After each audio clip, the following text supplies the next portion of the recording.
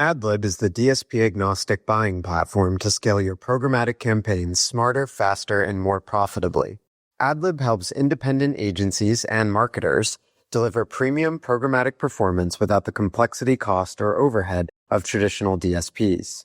Their platform provides the tools, data, and automation to run enterprise-quality campaigns, from CTV and audio to geofencing and YouTube, all under one roof with zero trafficking headaches. Plus, they're not just a platform, they're your growth partner. The AdLib team helps you win new business, expand budgets, and deliver measurable ROI that keeps clients coming back. It's time to unlock programmatic. Join leading marketers worldwide who are using AdLib to deliver more campaigns with better results. Check out getadlib.com. Hi, everyone. Ibotta is a client of my company, Sharpen. Ibotta did not sponsor or pay for this episode. Welcome to Open Market, a podcast about building companies in the advertising industry. I'm Joe Zappa, and I'm joined by Eric Franchi and the CRO of Ibotta, Chris Riedy. How are you, Chris? I'm great, Joe. It's nice to see you guys. How was the day? Oh, it's fabulous. Eric is rocking his high school football captain jacket, and I'm rocking my silk striped flowy Miami shirt because it's the week before possible. Do you think that shirt will make the rotation, or is it probably you've already worn it so you can't wear it again next week? Oh, don't worry. I have another one in a different color scheme. Okay. All right, Chris, this is the second time you've been on. Yeah, you were CRO at TV Scientific, former portfolio company of ours, current client of Sharpen, and you made the move to Ibotta. Congrats on that. Belated congrats. Before we get into the conversation of today, tell everybody what Ibotta is all about. Thank you, first of all, for having me, guys. You're two of my favorites out there. I talked to Joe a lot, and Eric, we caught up recently. Just appreciate the time with you. Ibotta is this fascinating business, and I talk about it kind of in three beats. Founded 14 years ago as a direct consumer mobile app focused on cashback rewards. 50 million downloads over the history of time, over $2 billion of cash back to American consumers. Incredibly awesome. The challenge with the business was that mobile apps are really hard to grow and they're really hard to sustain growth. So the business pivoted to a network model and did a deal with Walmart in 2021 to power what is now known as Walmart Cash. And now Ibotta is this cashback rewards platform that runs a white label business across Dollar General, Family Dollar, Instacart, Uber, DoorDash, and obviously Walmart, where we work with CPGs to help them put cashback rewards, otherwise known as coupons, in front of consumers. And that is just incredibly exciting. We've been working closely with Joe on the next kind of front of the business, which is all around proof and measuring the incremental impact of a promotion. Historically, I think promotions have been looked at as a blunt force, maybe less incremental, maybe even not profitable tactic. And we're leveraging data, machine learning, smarter decision making to prove the actual financial value. And if you go back to the TV Scientific time or Twitter before that, performance advertising and outcomes, I think Joe's word, have been the thing that I've really been interested in. And this just gives a really cool arena to chase it down. So thanks for asking. We're having an awesome time. Yeah, I think there's a great through line between TV Scientific, where Chris used to be what a client of Sharpen and portfolio company of Eric's that we talk about all the time, and Ibotta, right? Because to me, TV Scientific dragged TV into the outcomes era, and what Ibotta is doing is the same thing for promotions, which are an integral component of CPG marketing, and obviously CPG marketers are some of the biggest marketers in the world, right? So to me, Ibotta is the performance marketing platform for CPG marketing and promotions specifically. And promotions, as Chris said, are an area of marketing spend that is often viewed as a must-have, but not something that drives a tremendous amount of incrementality. And that should really be the engine of CPG growth. So if Ibotta can achieve that, and that's exactly what they're doing, and AI only helps them, it's a massive opportunity, not just for them, but for the entire CPG marketing industry. We're really excited about it.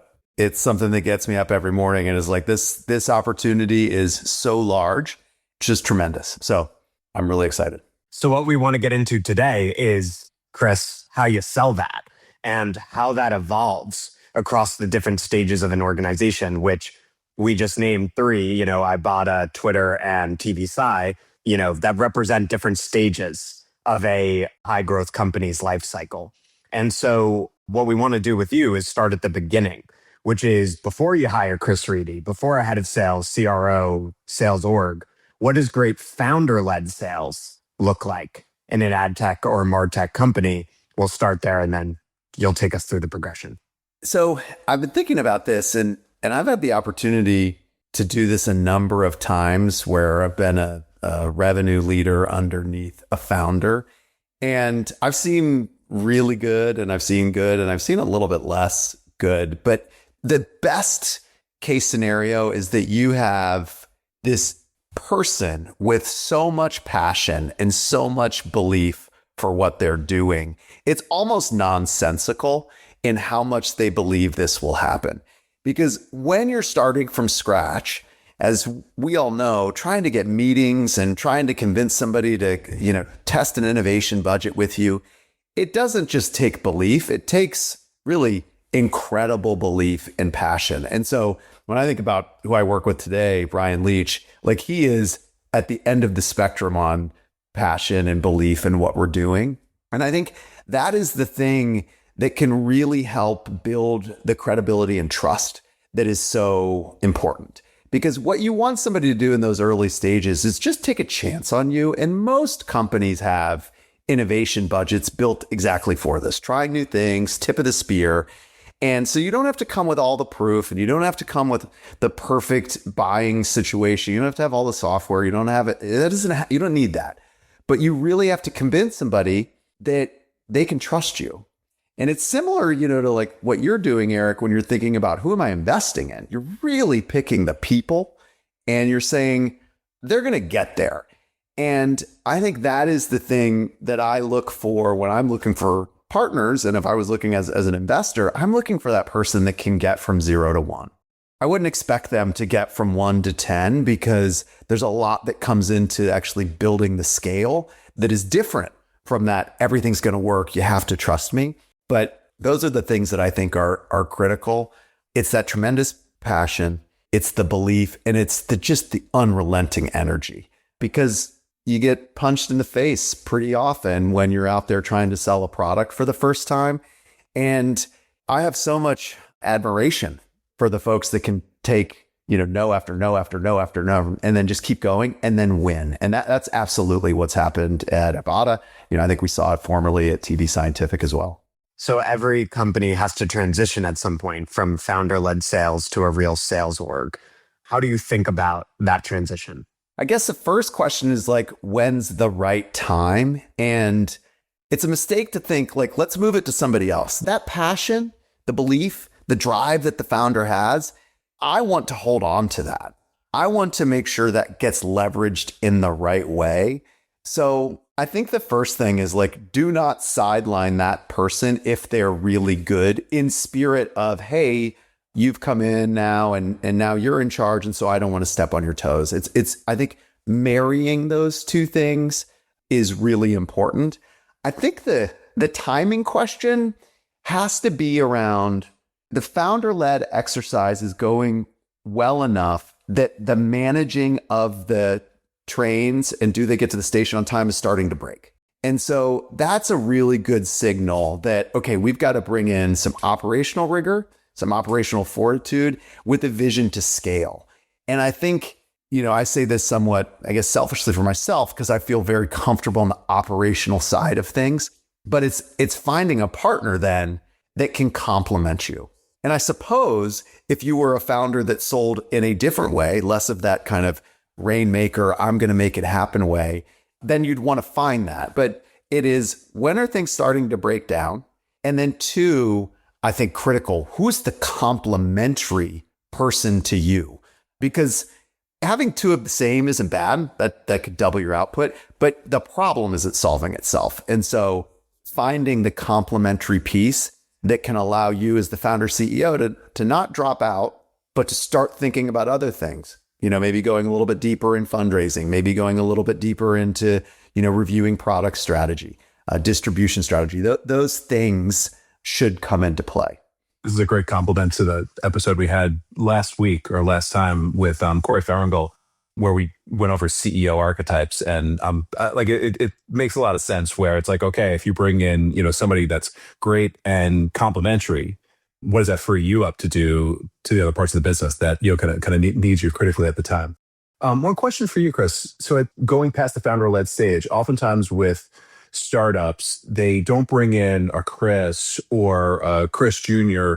as the first sales hire. Oftentimes, they might just be like hiring some salespeople, starting to pour a little bit of gasoline on the fire when you have product market fit, to get to the next level. When is a business ready for a sales leader? Maybe not even a CRO, but some sort of like sales leadership. Or maybe I'm wrong, and it needs to be somebody that's like senior as the first step. Like, is there a revenue benchmark? How do you think about it? I don't think so. The revenue, it's so in the company and in also the industry that you're in. So if you're in an ads business versus if you're in a software business, you're going to get very different things, and you're going to have very different metrics for success. So step one, let's just call it pure founder led. It's like, is this going to get off the ground? That's all we're looking for. And so that's like, we got our first check. We got our second check. So you're going to go to some level where you're going to hustle that. You're going to feel really good about, okay, we at least have something now that will make it, call it for the next year to 2 years. I think at that stage, it is totally fine to hire another, just like a couple of AEs. So it's worked. You as the founder, you probably built a little bit of a framework. The AEs can also follow your lead, and you can just see at what rate can we win business with not any operational rigor, not any real structure, but just like, can we add a couple of AEs to this process? I think that's the second step. The step when you go to, I want to look for this complementary player, we'll call it an operator, has to be when you're starting to ask the questions of, how are we performing? The three of us, who's doing the best? No idea. What are we looking at? Closed won revenue. Okay, if we're looking at closed won revenue, what if Joe made 3 times as many calls as Chris did? And Eric actually only did 2 calls a week, but he happened to be the best salesperson that we've ever come across. When those questions start to come, then you need to think about, okay, do we have that skill?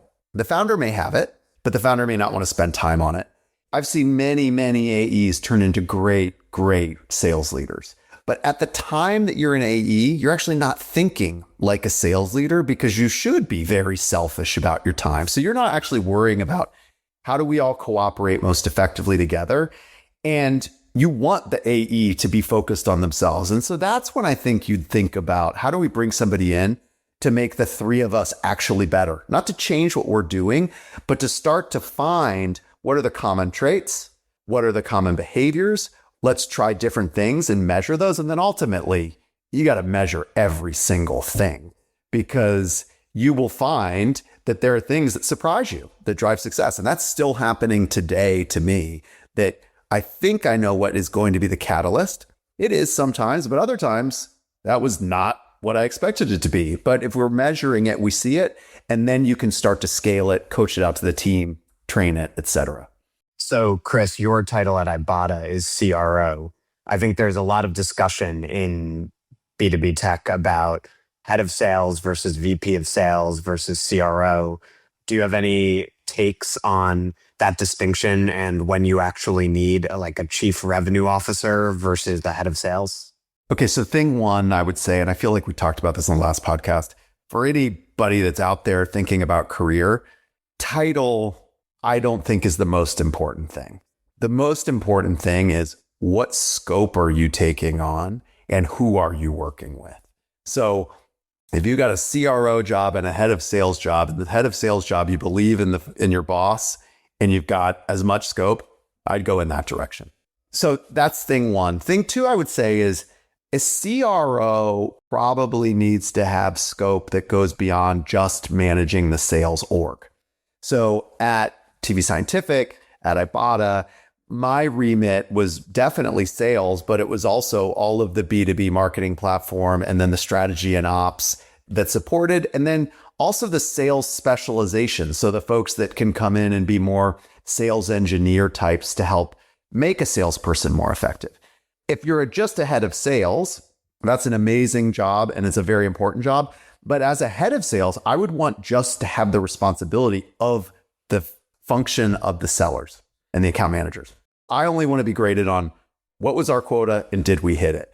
As a CRO, I think the differentiation is thinking more about what's the marketing story, how operationally effective are we? Are we driving efficiencies through the program? And then what are the things that we don't have today that we should consider making an investment in? Could it be software? Could it be people to help make that sales leader more effective? Because as the CRO, key function, how do I make the sales leader effective? Because that's what they need every day. And that's marketing is the most, I think, impactful thing. But there's other bits. If you don't have a great strategy and ops partnership, if you don't have somebody saying, hey, here's the 10 fastest growing companies in CPG right now. Let's think about how we work with them. Because the 10 fastest growing, that's not the top of your named account list, but that might be where the best revenue opportunities are. So that's how I would think about differentiating those two roles. VP of sales, head of sales, tomato. Super tactical question. Within ops, is customer success? You didn't name that explicitly, and it's like a super important part of sales. I use the word account management for customer success. I think that in a SaaS-focused world, customer success is the word you would use. In an ads world, I like account management better. I don't know that that's necessarily right. Functionally, there's two key roles, and I see them as being interoperating and complementary. You need a account executive or a client partner or whatever name you have, because every ads company seems to rename this role. But that is the tip of the spear person. That is the person that owns the client relationship. But their job should be consistently to sell in one thing and then another thing and another thing. We use the term multi-threading at Ibotta all the time. It's how do we find different contacts inside of the same company so we can meet their needs in different ways. The account manager or the customer success, same concept. They then run the business. They're making sure that the deals that we got closed, we're actually launching on time and we're meeting the customer needs. They're optimizing to client success because as much as we want the machines to do all of it, there's still a lot of people involved in that. And then finding the results and then presenting them. So I think about customer success or account management living next to the account executive or client partner. And I consider all of that to be sales because they are different functions of sales, but it's ultimately about generating more revenue in a client-centric way for the business. So I'm thinking about, Chris, the role of the CRO or the head of sales and how that changes over time or with the scale of an organization. So I wonder if you could take us inside TVSci or Ibotta. Like you come in and it's like, what do you discover? And then what are sort of the types of issues that arise, the opportunities there tend to be, et cetera? You can find a lot of things. I think, what I found in each of those examples is you find this incredibly powerful story. We're bringing performance marketing to connected TV or we're bringing performance marketing to the promotion space. It's like, wow, this is awesome. And you can quickly find people that have it and can run with it. In each instance, though, I found inconsistency in how the total company was actually bringing all of it to life. I don't think big or small differentiates what you will find because ultimately it comes down to who was the leader before and how rigorous were they in operating the business. And as we all know, sometimes exceptions are easier to deal with than the rule. So rather than getting everybody to follow the same, we update Salesforce on Friday afternoons. We don't go into the weekend without doing that. That's a good practice, but sometimes somebody will be like, I actually don't think I want to do that. And maybe you as the sales leader are like, I don't want this fight for whatever reason. And so I think the thing that you can find is inconsistency. The thing that you have to understand when you take an opportunity like this is that you're not walking in just to keep it going. They're hiring you to actually come in and be a bit of a forensic accountant, a detective. Go see what's happening. And it's not a bad thing when you say, hey, I'm observing this thing and it actually doesn't track for me. I'm going to try to learn it a little bit better, but let me tell you what I was expecting. And then let me say, I'll come back to you in a week, 2 weeks, a month, whatever you need. And ultimately, as we know, if it's not tracking, then what's the recommendation to make it better? And working with folks like Jason and Brian at, TVSci and Ibotta, each were, and I think are great with that exercise of come in here. This is the way we've been doing it. It might be right. It might be wrong, but help me learn about how we could be doing it better. And then let's work together on how we bring that to life. I don't have a specific example, but it wouldn't be impossible for the CRO to actually completely contradict what the former leader had said. And that could be the CEO, that could be the founder. And the founder might have said, we go this way, we go this way, we go this way. And they might have had some success with it. And then the new CRO comes in and says, actually, we need to pivot this a little bit. And then in that instance, having that united, again, we go back to the complementary thing, making sure that you guys are complementary or you two are complementary in what you're doing. And then you're united in, we did this before, we're changing it up a little bit, times have changed, and that's okay. So that you don't get stuck in the thing that would really scare me, which is, hey, the old boss or the CEO said we do it this way. And I know you're coming in and saying we're going to do it a different way, but he or she is still the CEO. And then if you don't have that united front in communication, now you've got different behaviors, you've got people swimming in different directions, and that's very tough to deal with. Such a diplomat. Like I'm picturing those conversations of, wait, like you're not going to do what I told you to do? Believe me, it can happen. And I think that if you are a CRO that's going in or a sales leader that's going in to work with a founder, that diplomacy is a pretty important skill. And doesn't mean it's the most important thing, but I do think it's important. And I think understanding that your first order of business, like you talk about the sales archetypes, you could be like this great seller and you go in and you're like, first thing I got to do is just close 3 big pieces of business. And if I do that, the CEO is going to love me and the board's going to love me. If you're going in to be a force multiplier as a CRO, I think the first thing for you to do is build trust. Because without trust, you're not gonna get the organization where you're just gonna continue it forward. And that means ask a lot of questions. That means listening. That means observing and then articulating or writing down what you actually believe so someone else can consume it. And that I find leads to a really productive conversation, but sometimes it may not because the person might not be ready to hear it.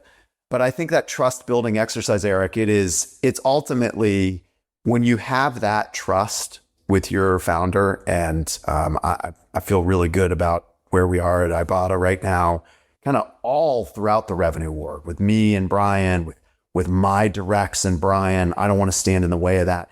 We are so much more high functioning because you've taken the time to build trust, but that's not an easy thing because building trust is, it's a little give and take. And sometimes it feels great and sometimes you don't have it. But gosh, it's like going to the gym. If you're not doing it, you're not going to get in better shape. And if you're not getting in better shape, why are you going to the gym?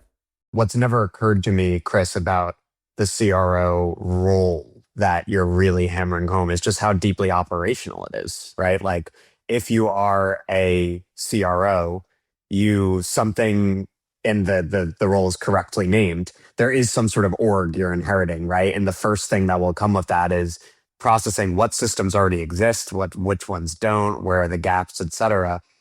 What are some of the biggest mistakes companies make when they try to build out or mature a sales organization? There is no one size fits all. I don't think every organization should have an enterprise channel and a mid-market channel and an emerging channel.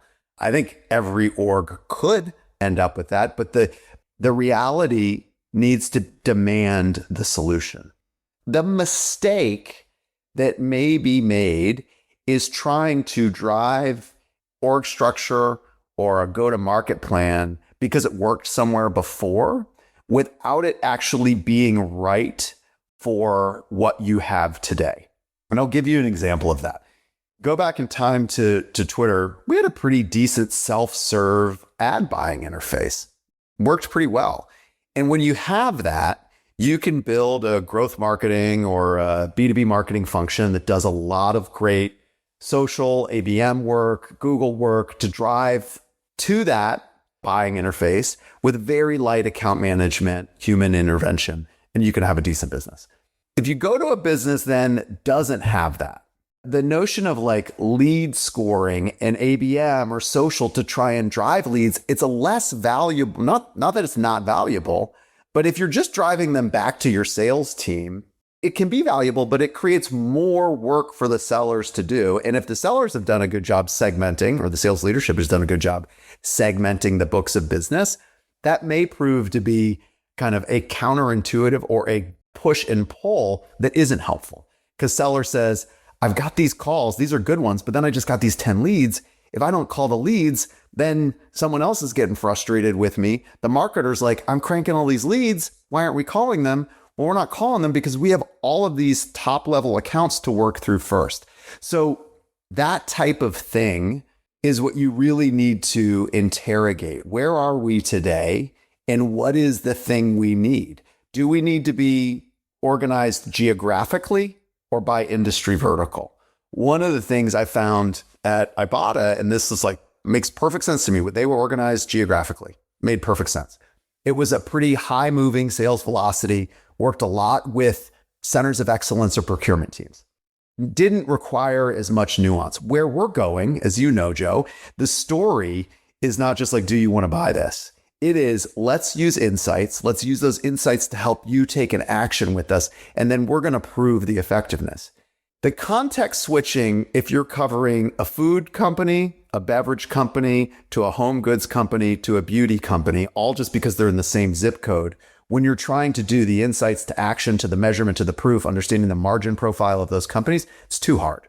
And so as we moved into a more client-centric and sophisticated sale based on how the product evolved, we needed to build the expertise inside of each customer team so that on Monday morning, when you sit down as a team, you're talking about what's happening in the food business as opposed to what's happening in the New York market, because what the beauty brand does doesn't really impact what the sugary soda company does.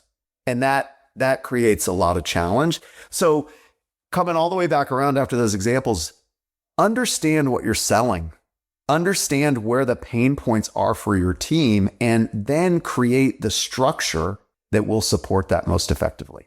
What I hear in your response is that we all bias to what we know, right? So when a new leader comes in, those internal to the organization say, we have historically done it this way and we don't want to change, right? Or at least most people are that way, right? They're governed by inertia. The person coming in has their own, I used to do it this way, right? For however it was done at their previous company. And what a great sales leader does is they train their operational expertise on the organization to identify inefficiencies, think about how things might be better, et cetera. But they don't merely port over whatever it is they were doing at the previous organization. Look, if you're doing it the best, that's it. And I think, look, mistakes happen. You know, I went from a big enterprise that was shrinking while I was there to a very small company. And, you know, I think at TV Sci, look at that outcome. Incredible. And that has to do with Jason, that has to do with the team, that has to do with so many people that did amazing work there. I think I added a little bit of value along the way, but I don't know that I had the perfect sales strategy for them. I just being very honest about that. But I would say that Jason and we work together pretty well because my operational kind of rigor and trying to really challenge the business across the entire scope. What is product building and are we selling it? Are we selling it well? Are we building it because we want or because the clients are demanding it? And so again, I just go back to this trust thing because you're going to get it wrong. Stuff never goes the way you expect it to. And as long as you have trust and as long as you can communicate clearly, here's what I see, this is why I'm doing this. Are we aligned that this is the right bet to make right now? Then you get out of the like, did it work or didn't it work? You know, sometimes you do the perfect work and it doesn't end up the way you want it to. And I think what I would be looking for is people that do the right work, where the right work can be different depending on the situation. You just mentioned outcomes, and we talked about TV Sci and Ibotta as both being ad martech companies that have sort of dragged a different sector of the marketing industry into, you know, what we've called the outcomes era. How does that focus on outcomes and performance change the way that ad tech and martech companies need to sell? Here's the thing that's a little different. When you're thinking about selling outcomes, you have to be inclined to discuss data. You have to be inclined to do some math. You have to be willing to understand, what is the arbiter of said outcome? Whose measurement is it? You have to be aware that if I tell you my own platform says you did really well, the marketer's probably going to be skeptical, probably should be skeptical, and you should be looking for some validation. So in an outcomes-oriented sell, I think that I use the term customer centricity, being incredibly focused on the end customer. What are they trying to get out of this? And in that end, what is their source of truth? Because just because our software says it worked, if we know that their source of truth is something else, if I hammer them over the head that our software said it worked and theirs didn't, it's probably not going to engender the right amount of trust. So I think about great sellers ultimately have to be great discoverers. They need to ask the right questions. They have to figure out, what is the thing this customer wants to buy, and how do I shape what I want to sell into what they want to buy? It's trying to find that right connection point. You're trying to avoid the square peg round hole thing, right? So you have to do that. It doesn't matter if you're selling TV or you're selling out of home or you're selling AOL 20 years ago. The best sellers did that really well. I think there is an opportunity to be a great seller, to advocate for your customer, to push value without maybe having all of that kind of technical chops, without having as much operational rigor. And that's okay. The most important thing is that you put people in the right role. So if you go back to Twitter, there were some businesses that we worked with at Twitter, big companies, that they actually didn't care about outcomes, at least as they were working with Twitter. They cared about massive reach. They cared about cultural phenomenon they wanted to connect with. And that's awesome. And in that instance, make sure you have the seller that's working that's the best relationship person, that can walk in and know everybody, can host the best dinners, can bring people inside of our building and do the right connecting. But if you're going to go to the hardcore performance companies, if you're going up to Seattle and you're going to spend time with Expedia and Amazon, that person might not be the right person, because what those companies are going to demand is much more of a roll up your sleeves whiteboarding session to really prove the efficacy and to think about, what are the experiments we're doing that's going to prove this is going to work? Do you want me to give you data so that you can prove this is working? I'm not in the business of sharing my data with anybody. So I think, Joe, to your question, outcomes, make sure you have that technically inclined salesperson that can lead that conversation. And if you happen to have folks that are more on the other side, more of just the big picture seller, the relationship seller, that's okay. You can train each side. If the person wants to get good at that, I don't think it's too hard. But it's the big thing you want to make sure you don't do is take the person that's great at selling the cultural moments and give them a book of business that's all about API integrations, clean rooms, and math. Yeah. Because that you might be asking them to do something that's not what they want to do. Oh man, I just had funny thoughts of the wrong person walking into the wrong meeting.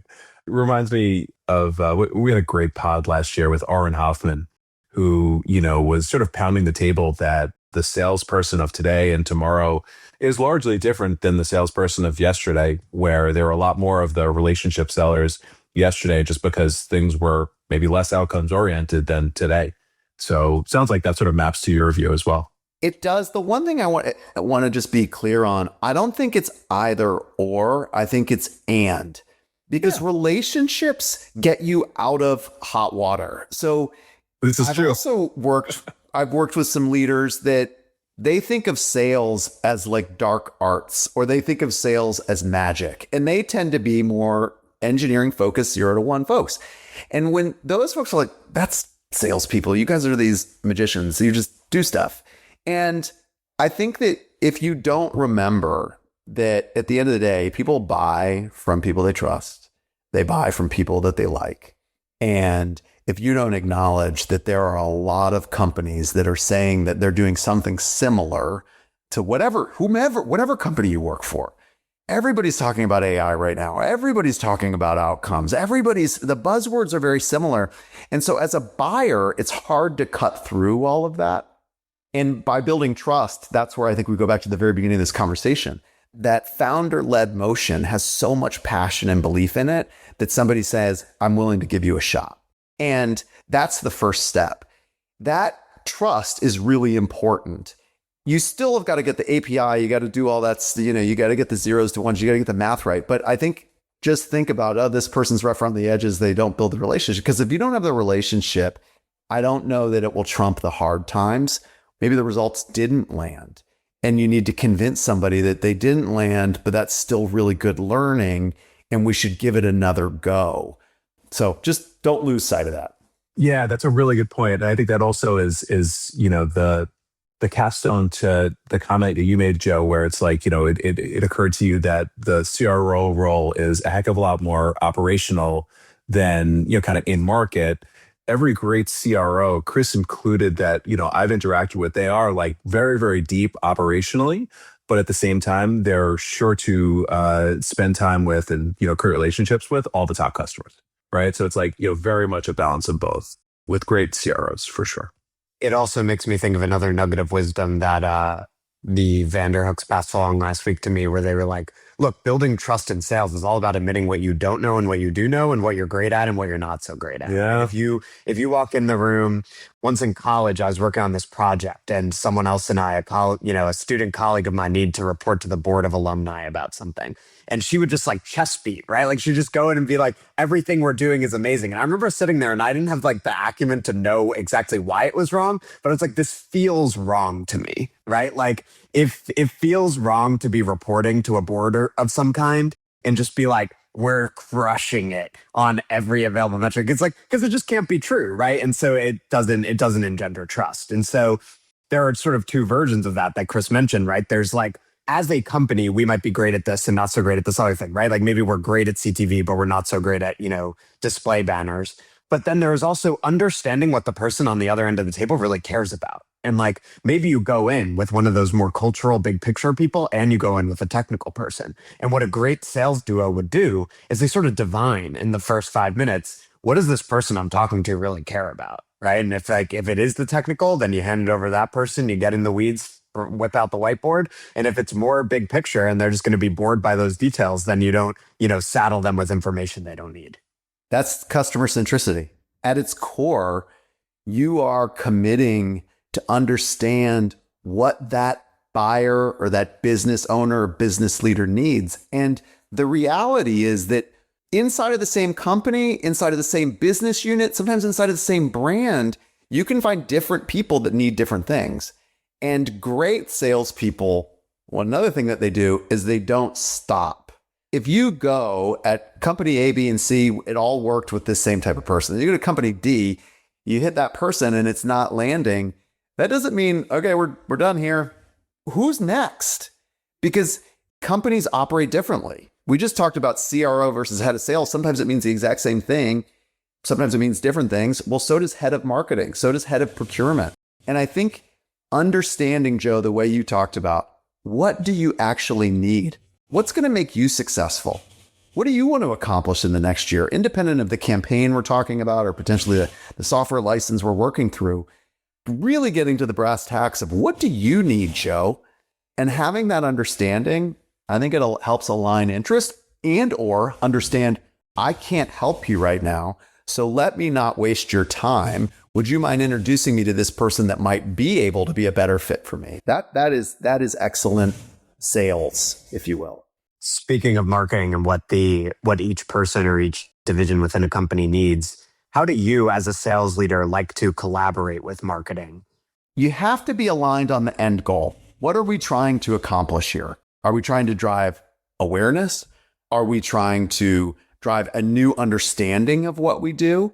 Are we trying to drive an action from somebody? We've talked a little bit about the different stages and what you might be looking for. But I think ultimately, I found the best marketers that I work with, they have different functional skills. Some are great writers.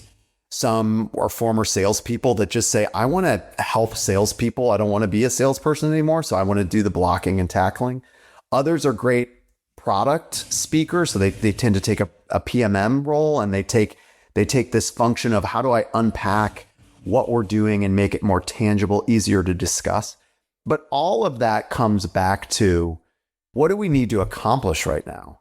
And, we just talk about Ibotta. Ibotta knew what it wanted to be, but it hadn't said what it was going to be yet. And that's what I feel like, Joe's helped us out a lot with. Chris Boyd on our team is doing excellent work, really understanding what's happening in the promotion space, what's happening in the CPG performance space. What is our role? What do we have a right to say we belong here, so that we don't do what you were saying, Joe, which is like start over-promising and under-delivering on things, because that is a fast path to, we're not going to take that meeting again. So that's the thing for me and Chris. It's just, we are so in lockstep on where we are as a business, what we have that's home run awesome, what that we have that needs to get a little bit better. We got plenty of stuff that's home run awesome, and we've got a great vision on stuff that needs to get a little bit better, but that's okay, because it's being built. And then it's marrying those things so that ultimately when I talk about it, it can land. But also when a salesperson walks in a room, they can talk about it in a simple enough way that it doesn't sound like jargoned out gobbledygook, which I'm afraid every salesperson is going into AI systems and saying, help me tell this story. And it's kind of freaky right now how much AI is giving bad advice on how to talk about stuff. I don't know if you guys are encountering that, but I'm seeing it kind of a lot right now. Oh, yeah. Joe can go on for hours about some of the bad AI stuff that people are posting on LinkedIn and places like that. No doubt. You see it everywhere. So, Chris, let's end on this note. We have a lot of CEOs and entrepreneurs who listen to this podcast. So as a sales leader, what kind of CEO entrepreneur do you want to work with? So I think there's a couple things here, right? The first thing is that belief, that like unusual, maybe unrealistic belief, I think is so important, because at the founder CEO level, it's pretty lonely. I'm imagining it's just you. And every time you go into the room with your team, you're going to have stuff that's great. You're going to have stuff that's good. You're going to have stuff that could be great, but it's got a long way to go. And you have to balance that. And you have to maintain the belief. You got to maintain the belief with Eric, because Eric gave you money to say, let's make this company work. You got to maintain it with me because you've hired me, and you got to maintain it with Joe because you're a potential customer. So having that belief, and also the humility to understand how to just balance it all out, I think that's incredibly important. The next thing, you don't have to be an engineer or a life sciences person or anywhere in between, but you really, the stronger the intellect, the better. The problem solving skills are so important, because someone said this to me, I don't remember who, but like the more senior you get in an organization, the less information you actually have about what is happening, yet the more decisions that you're asked to make. And so for a partner and a CEO, you're looking for a really great decision maker that can synthesize information, think through the likely probabilities. What is the expected value of this? And how important is it for us? So for me, it's believer, it's ultimate passion for what we're doing. It's insatiable willingness to go to work and do the effort. And I see that pretty consistently in all the founder CEOs I've worked with. And then it's just incredible decision making. And I guess the last thing that I should say, if you can be a catalyst, if you could be the wind at somebody's back, like the 1 + 1 = 3, like figuring out, how do I make Eric a little bit better? And how do I make Eric and Chris so much more formidable than when Eric's by himself or Chris is by himself? That's a unique leadership skill that I think is really important as you're trying to get especially executive teams to come together and work well. So those would be my 3. But I think there's lots of different shapes and sizes, and you guys talk about it all the time. And I just want to say thanks again for having me, because we've been talking for 57 minutes. I just feel like This is easy. This is so fun to chat with you about this stuff. Yeah, Chris, this is awesome. This is a really, really deep conversation about being a CRO and all the stuff that comes along with it. So thank you so much. 1000%. Thanks, guys. We will see you next week. Bye-bye.